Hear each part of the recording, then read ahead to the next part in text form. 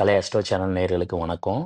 இப்போ நம்ம ஒவ்வொரு ராசிக்கும் டிசம்பர் மாத பலன்கள் பார்த்துட்டு வரோம். அதில் கடைசியாக பார்க்க போகிற ராசி எதுன்னு பார்த்தீங்கன்னா கும்பராசி. அதுக்கு முன்னால் நம்ம சேனலை சப்ஸ்கிரைப் பண்ணாதவங்க மறக்காமல் சப்ஸ்கிரைப் பண்ணிக்கோங்க. அப்படியே பக்கத்தில் உள்ள பெல் பட்டனை கிளிக் பண்ணிக்கோங்க.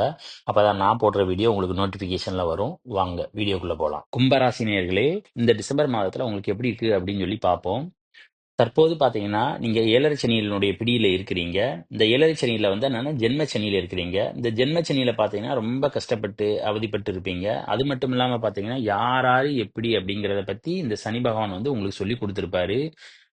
சொந்தக்காரங்க எப்படி, அதே மாதிரி நண்பர்கள் எப்படி, மனைவி எப்படி, அந்த மாதிரி ஒவ்வொரு விஷயங்களையும் வந்து உங்களுக்கு பாடங்கள் சொல்லி கொடுத்திருப்பாரு. இது எல்லாமே வந்து உங்களுக்கு வாழ்க்கைக்கு உதவும்.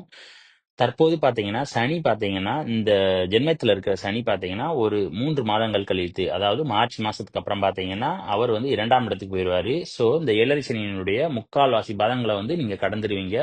அதனால எந்த விதமான கெட்ட பலன்கள் அப்படிங்கிறது ஒரு 3 மாசத்துக்கு அப்புறம் ஓரளவுக்கு குறைஞ்சிரும். ஆனா தற்போது வந்து ஜென்மச்சனியில நீங்க இருக்கிறதுனால இன்னும் ஒரு 3 மாசத்துக்கு ஜென்மச்சனியினுடைய பலன்களை அனுபவிக்கணும். இந்த ஜென்மச்சனியில இருக்கிறதுனால உங்களுக்கு எந்த மாதிரியான பலன்கள் கொடுக்கும் அப்படின்னு சொல்லி பார்த்தீங்கன்னா, அவர் அதாவது 7ஆம் பார்வையாக உங்களுடைய 7ஆம் இடத்தை பார்க்கறதுனால மனைவியினுடைய சண்டை சச்சரவுகள் அப்படிங்கிறது ஏற்படும். அதே மாதிரி நண்பர்களோட கருத்து வேறுபாடுகள் அப்படிங்கிறது வரும். அது மட்டும் இல்லாம நண்பர்களோட கூட்டு தொழில் அப்படிங்கிறது பண்ணாம இருப்பது ரொம்ப நல்லது. இல்லைன்னா வந்து நஷ்டமடைகிறதுக்கு வாய்ப்பு இருக்கு. அது போக வந்து என்னன்னா உங்களுடைய தைரியஸ்தான அதிபதி நீச்சமாகி அவர் ராசிக்கு 6ல மறைஞ்சிருக்காரு. அதனால எந்த ஒரு வேலையும் செய்யறதுக்கு வந்து என்னன்னா செய்யலாமா அப்படிங்கிற யோசனை வந்து 1க்கு 2 தடவை வந்து என்னன்னா அது வந்துகிட்டே இருக்கும். அதனால ஒரு பயம் கலந்த உணர்வு அப்படிங்கிற மாதிரியான இருக்கும். ஸோ இது எல்லாமே வந்து கூடிய சீக்கிரம் வந்து இந்த சனி வந்து என்னன்னா 2ல போனதுக்கு அப்புறம் வந்து என்னன்னா உங்களுக்கு எல்லாமே மாறும். தற்போது உங்களுக்கு தைரிய ஸ்தானாதிபதி நீச்சமா இருக்கிறதுனால எந்த ஒரு முடிவையும் உங்களால வந்து தைரியமா எடுக்க முடியாது. அதே நேரத்துல பாத்தீங்கன்னா இந்த சுக்கிரன், அதாவது சுகஸ்தானாதிபதியான சுக்கிரன் பாத்தீங்கன்னா உங்க ராசிக்கு வந்து 12ல வந்து மறைய போறாரு 2ஆம் தேதியிலிருந்து.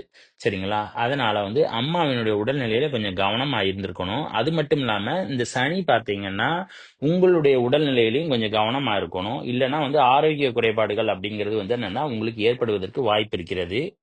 ஏன்னா சுகஸ்தான அதிபதி பாத்தீங்கன்னா உங்க ராசிக்கு வந்து 12ல மறையிறாரு. அதனாலதான் கொஞ்சம் கவனமா இருக்கிறது நல்லது உடல் ஆரோக்கியத்துல. பிள்ளைகளிடம் பழகும்போது அன்பாக இருக்கணும். இல்லைன்னா உங்களுக்கும் பிள்ளைகளுக்குமான சின்ன சின்ன பிரச்சனைகள் வர வாய்ப்பு இருக்கு. அதே நேரத்துல தந்தையோட கருத்து வேறுபாடுகள் அப்படிங்கிறது ஏற்படுவதற்கு வாய்ப்பு இருக்கிறது. உங்களுடைய தொழில்ஸ்தான அதிபதியும் தைரியஸ்தான அதிபதியுமான செவ்வாய் பார்த்தோன்னா நீச்சமாயி 6ல இருக்காரு. அதனால எந்த ஒரு தொழிலையும் புதுசா தொடங்குறது நல்லது இப்போதைக்கு கிடையாது. செவ்வாயினுடைய இடப்பெயர்ச்சிக்கு அப்புறம் நீங்க முயற்சிக்கலாம். செவ்வாயினுடைய இடப்பெயர்ச்சி அதே நேரத்துல சனியினுடைய இடப்பெயர்ச்சி ஆனதுக்கு அப்புறம் வந்தா நன்னா நீங்க முயற்சி பண்ணலாம்.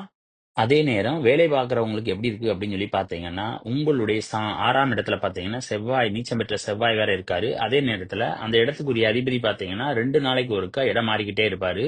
அதனால வேலை பார்க்குற இடத்துல பார்த்தீங்கன்னா, 2 நாளைக்கு இருந்த மாரி அடுத்த 2 நாள் இருக்கும் அப்படிங்கிற மாரி எதிர்பார்க்க முடியாது. அதனால வேலை பார்க்குற இடத்துல அனுசரித்து செல்வது தான் வந்து என்னன்னா கும்பராசிக்கு நல்லது. காதலிக்கிற கும்பராசினியர்களுக்கு எப்படி இருக்குன்னு சொல்லி பார்த்தீங்கன்னா, உங்களுடைய காதல் ஸ்தான அதிபதியான புதன் பார்த்தீங்கன்னா வக்ரமாயி ராசிக்கு 10ல இருக்காரு. அதோட வந்து கூட வந்து 7ஆம் அதிபதி வேற இருக்காரு. அதனால வந்து என்னன்னா எப்பயுமே வந்து உங்க 2 பேருக்கு நடுவுல பார்த்தீங்கன்னா சண்டை சச்சரவுகள்ங்கிறது இருந்துகிட்டே தான் இருக்கும். அதனால இந்த நேரத்துல பொறுமை காப்பது தான் நல்லது. இல்லைன்னா வந்து என்னன்னா அது 2 பேரும் பிரிஞ்சு போறதுக்குரிய சூழ்நிலைகள் அப்படிங்கிறது ஏற்படுவதற்கான வாய்ப்பு இருக்கிறது. அப்புறம் இந்த வீடியோ பிடிச்சிருந்தா லைக் பண்ணுங்க, ஷேர் பண்ணுங்க, கமெண்ட் பண்ணுங்க. மறக்காம சப்ஸ்கிரைப் பண்ணுங்க. அப்படியே பக்கத்துல ஒரு பெல் பட்டன் அமைக்கிங்க. தேங்க்யூ.